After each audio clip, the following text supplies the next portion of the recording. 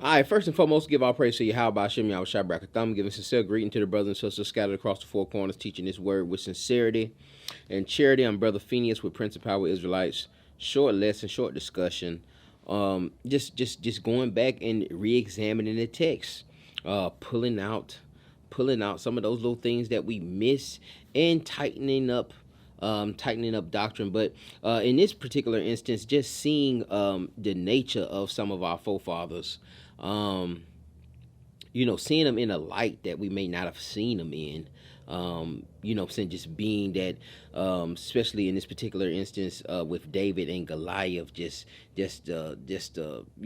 premise of him killing Goliath, killing the giant, kind of overpowered a lot of the text. So we miss a lot of things because we're just here really.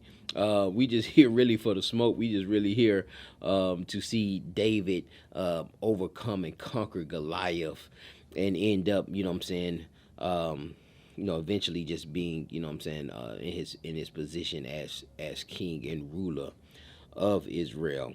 But there's a thing we miss in that David killing Goliath, in that little man versus the giant, all right, in that underdog story. There is something you miss, and this is going to show you the nature.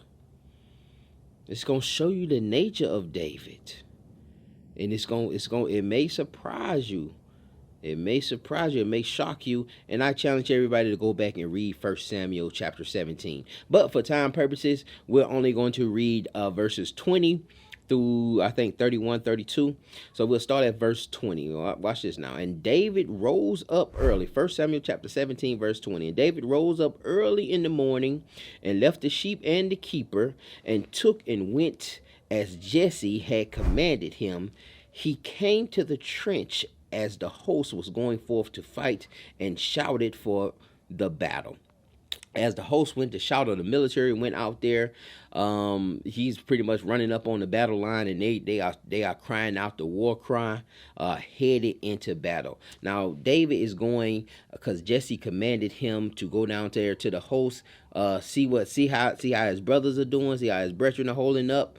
And, pass out their daily provisions, cheeses to the captains, etc. Again, you need to read the whole chapter. For time purposes, though, I just give you, a summary of what was going on. Verse 21, for Israel and the Philistines had put the battle in array, army against army.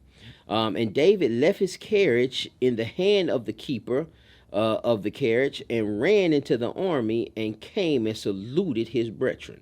And as he talked with them, behold, there came up the champion, the Philistine of Gath, Goliath by name, out of the armies of the Philistines, and spake according to the same words, and David heard them. Now, the same words, he was going out challenging. I think it's verse 16. You see Goliath going out. He went out there 40 days. 40 days, morning and evening, every time, challenging Israel in this valley, telling them to bring forth their champion so we don't have to go through this whole little battle. If we win, you become our slaves, and if you win, we become your slaves. All right, bring out your champion.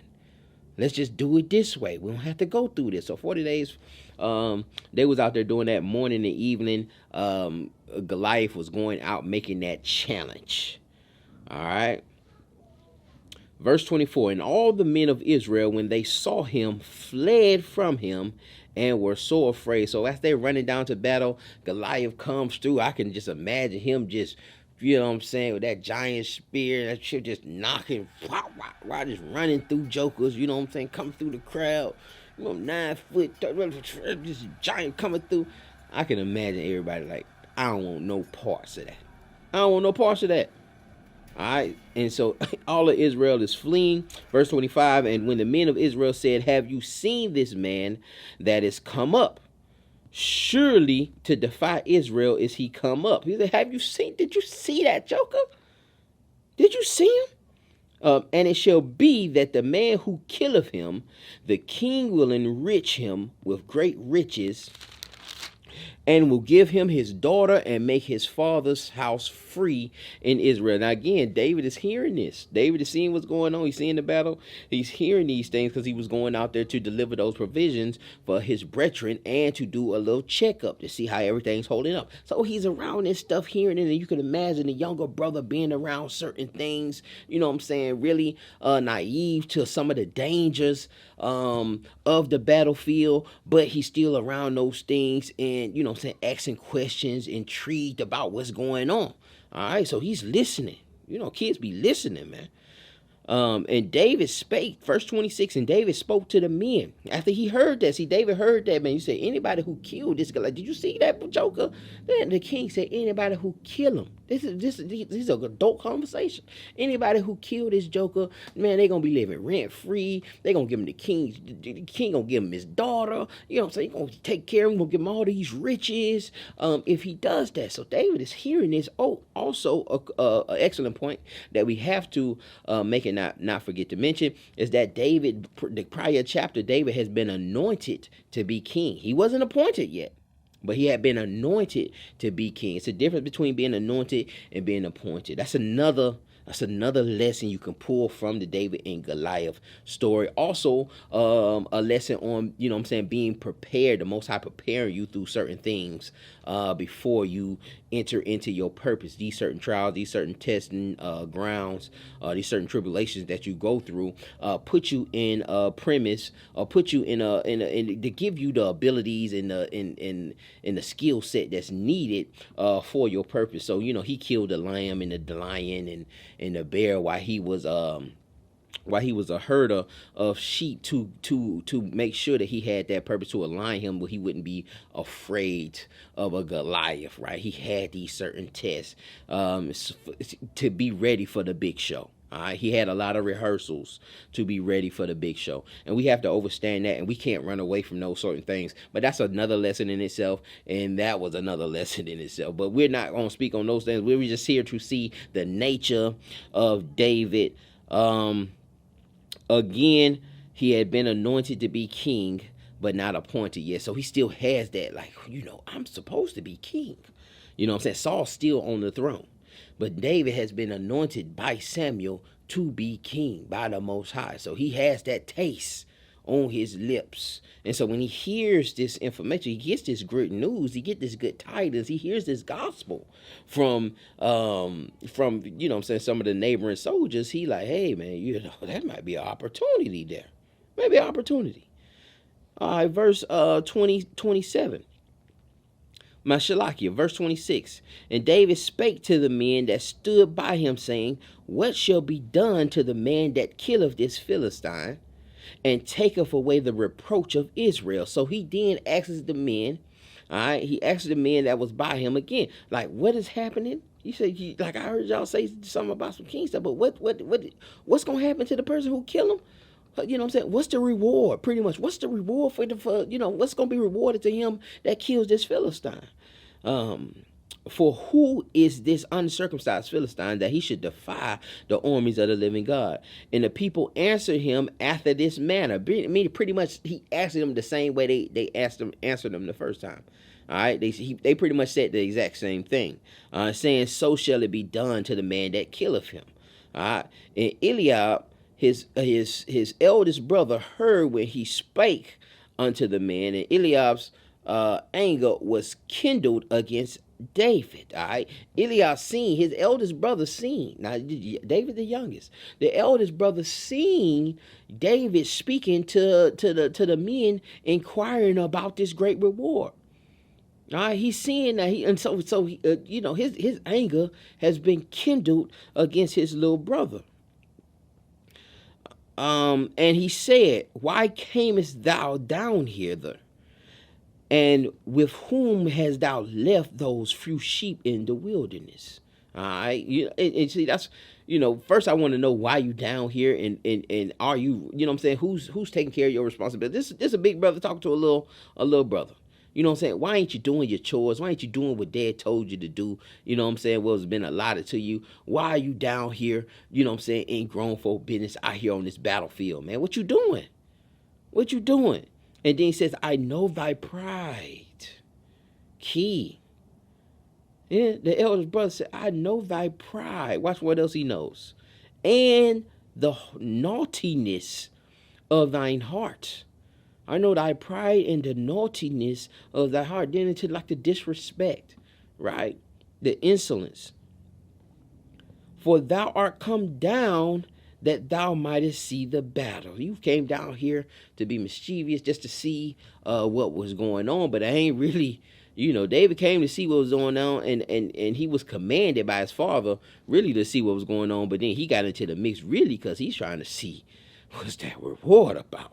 Now watch this, verse 29, and David said, what have I now done? Again, little brother, what I do? What you mean? What you talking all that? My pride? What I do? What you talking about, man? Is there not a cause?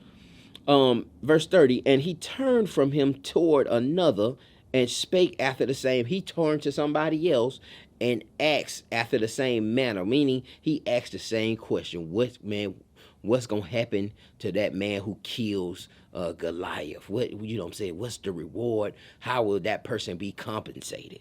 And the people answered him again after the former manner. So he asked 3 times. He heard this information 3 times. He heard it once, asked somebody else, and then he asked somebody else what would be the reward for killing Goliath. So we see him asking, and this is the main motive. Now again, we don't completely fault, because we have to understand that he has been anointed to be king, so he has that taste. He has that throne. That taste has been in his mouth about sitting on his throne. But his main motive here about killing this Goliath, about killing this giant, is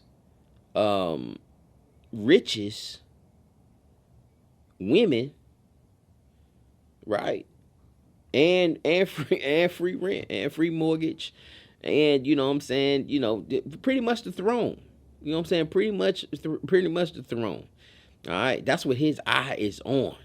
This is what his eye is on, and we have to examine ourselves, because a lot of Israel comes into this walk, or they're out there teaching on the streets, or they're out there leading ministries, or starting ministries, or taking ministries to the out there in the boonies, and they have these same motives as David: riches, women, and being an overseer or a steward or a throne, where the whole people are just exalting this particular individual this particular person up. And so we have to be mindful of these things, that we can fall into these same little, the same nature, the same, just get captivated by the world, and not have our, not have our minds on those things that are above.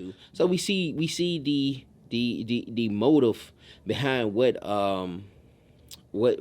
David was trying to accomplish by killing Goliath, and that was to fulfill that taste that he got initially from Samuel anointing him and telling him in front of all of Israel that he was going to be king. But then he had to go back and be a sheep herder and deal with the sheep.